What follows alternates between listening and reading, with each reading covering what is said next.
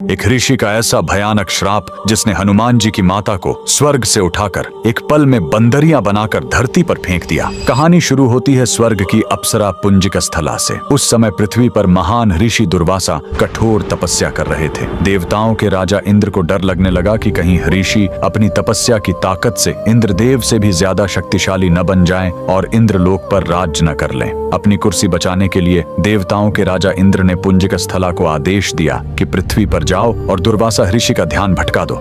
इंद्र के आदेश पर वह ऋषि के आश्रम गई और उनकी तपस्या में बाधा डालने लगी।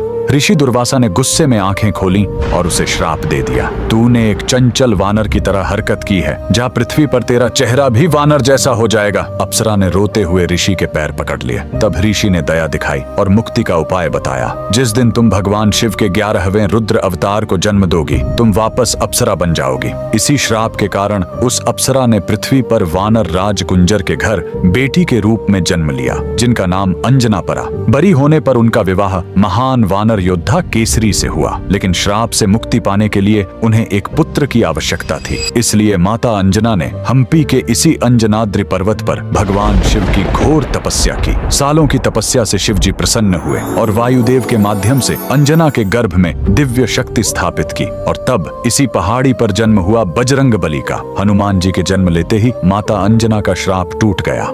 आज कर्नाटक के हम्पी में स्थित यह अंजनाद्रि पर्वत इस पूरी घटना के गवाह है। 575 सीढ़ियां चढ़कर आज भी भक्त उस पवित्र जन्म स्थान के दर्शन करने आते हैं। पवन पुत्र हनुमान के लिए कमेंट्स में जय बजरंगबली जरूर लिखें।